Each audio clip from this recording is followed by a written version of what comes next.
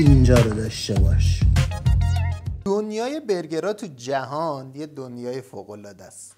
امروز میخوایم با همدیگه بریم سراغ یکی از برگرهای ترند دنیا که یه رستوران از ورشکستگی نه تنها نجات داد بلکه کلی مشتری براش آورد و اصلا وارد یه دنیای دیگهش کرد. خیلی راحته، تا آخر این ویدیو همراه من باش که بریم ببینیم چی شد که این برگر انقدر طرفدار پیدا کرد تو دنیا. یکی از مهمترین نکته ها گوشت برگره. گوشتی که من انتخاب کردم 80% سردست گوساله با 20% سردست قسمت چرب گوسفندیه، یعنی چربی دارش، که برگرمون یه خورده چربی هم داشته باشه ولی خیلی نباید چرب باشه. این ترکیب خیلی ترکیب عالیه. خب به گوشتمون هیچی نزدیم، یعنی الان خامه میارم 120 گرم از این گوشت رو سوا میکنم تقریبا. خب یه دونه مشما رو از قبل باز کردم، یه دونه کیسه فریزر. ما اینجا میخوایم امروز برگرهای مکعبی درست بکنیم که خیلی جالبه. خب این گوشتمونو یه ذره حالت عین کوبیده میخوایم سیخ بزنیم، اینجوری میذاریمش. خب میاریمش مشما رو روش. حالا با یه دونه چاقو اون ضلعامون رو درست میکنیم.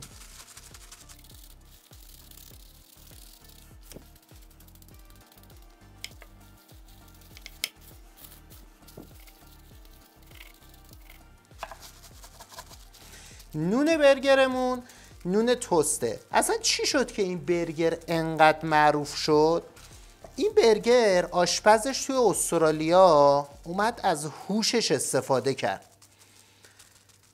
یه بازی هست توی دنیا به اسم ماینکرافت که خیلی بازی معروف و پرطرفداریه. در ماه بالای 100 میلیون کاربر فعال داره.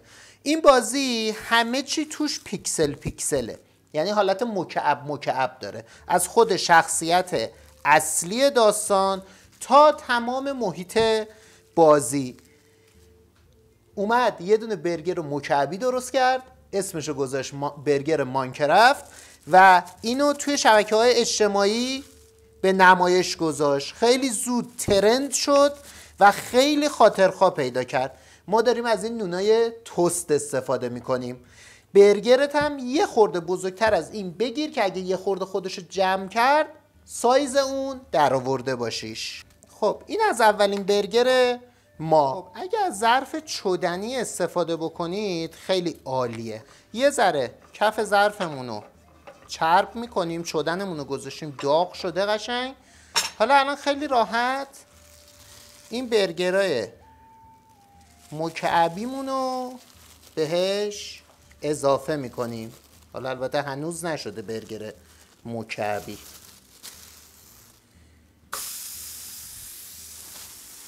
خب توی هر برگرش 2 تا میخوره. من یه دونه دیگه هم درست میکنم تا این آماده بشه. هر طرفش تقریبا باید 3 دقیقه بپزه، 2 تا 3 دقیقه.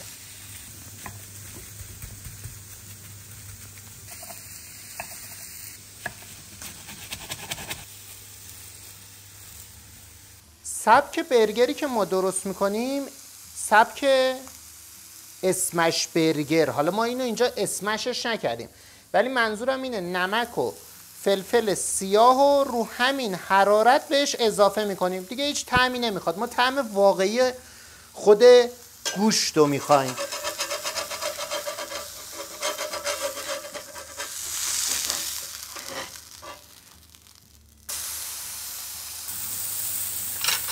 فقط ببین چقدر بافت نرم و عالی داره.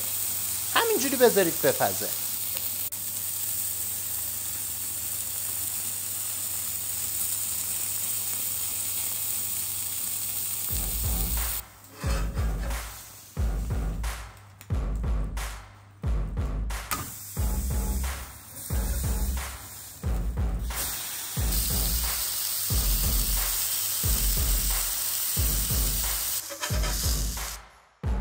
این از برگراش.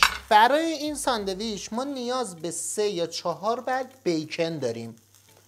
طعم بیکن یه جوری تقلب حساب میشه توی برگر، طعم این برگرهای رویال.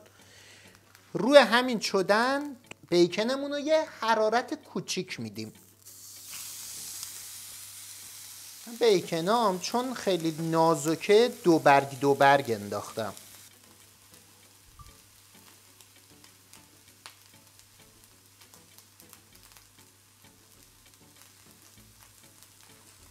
خودشه که یه خورده جمع کرد، وقتشه که برش گردونیم.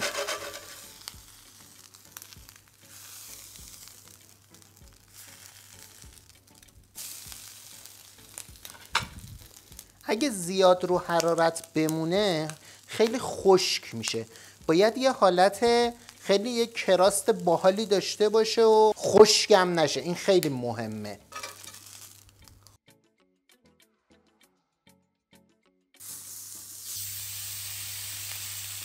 خب یه دونه از این نونای توست برش نخورده بگیرید. من گرفتم اینو 35,000 تومان. اینو از وسط اول تقسیمش میکنیم.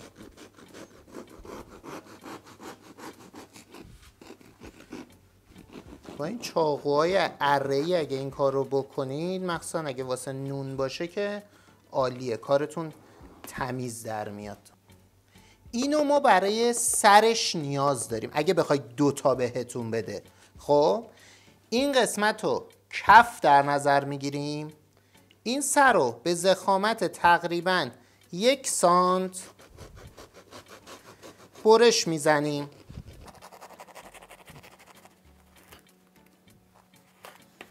خب حالا توی اینو ما خالی میکنیم، فقط کفش بمونه.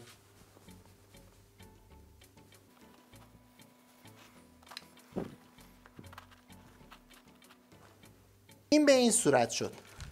تهشو یه ورق پنیر گودا میندازیم. نکن باید اینجوری خوشگل کار کنی ها. میره پایین. این پنیره که خودش آب میشه اون کف یه حالت آب بندی هم میکنه اون کفو. از این بیکنامون میدیم میره داخل. خب اینجا میتونی روش یه ذره سس باربیکیو بزنی. هر مدل کاهویی که دوست داری توی این طبقه قرار میدی. این کاهو رو قسمت‌های سبزشو اگه بیشتر بذارید زمانی که برش میزنید خیلی قشنگتر میشه. چند تا پر گوجه. ضخامت گوجه ها رو دقت کن، نه خیلی نازک نه خیلی پهن.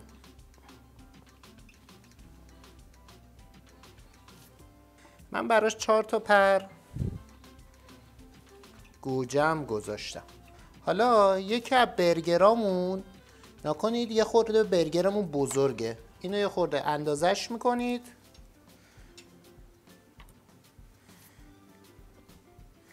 میره داخل نونمون. ببین چه شود. روی این سس مایونز میاد. حالا سسایی که دلخواهتونه دیگه. یه لایه دوباره بیکن میاد. فقط فوش ندید به من. هنوز به این منطق نرسیدیم که اونا فوش نیست، واقعیتی. خیلی دیگه داره بیش از حد جذاب میشه.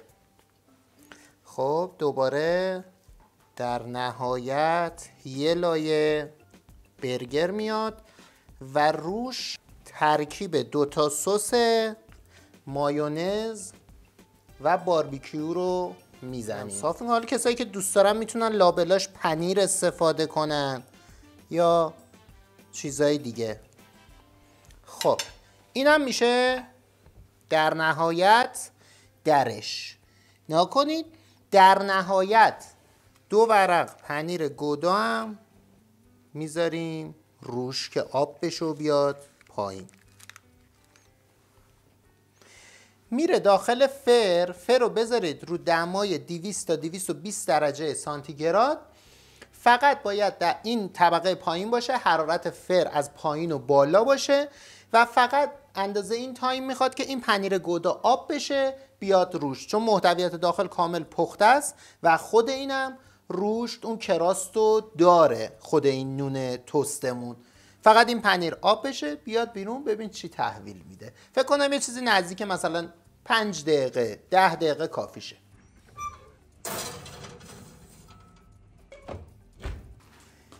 ببین فقط چی شده، ببین فقط چی شده، ببین فقط چی شده.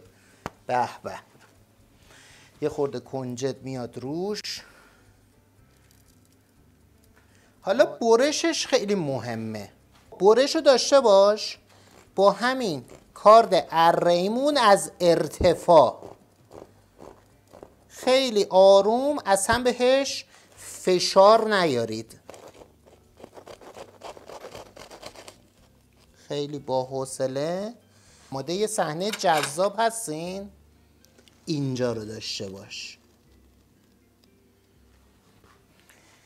این الان ترندترین برگریه که توی دنیا وجود داره و میگم ترکونده. گیمرها مخصوصا ماینکرافت بازا ریختن دنبال برگر ماینکرافت و به واسطه اونا هوشمندی سرآشپز رو نگاه کن. یه سرآشپز میتونه یه رستوران رو نجات بده. اومده چیکار کرده؟ کلی اعضای این بچهای گیمرها هم میان غذاهای دیگر رو سفارش میدن میخورن. اصلا رستوران احیا شده، توی شبکه‌های اجتماعی ترند شده. امیدوارم شما هم درستش کنید و لذتش رو ببرید. کسایی هم که صاحب کسب و کارن، همکارای عزیز من، میتونن خیلی راحت الگو برداری کنن و این غذا رو به منوشون اضافه بکنن.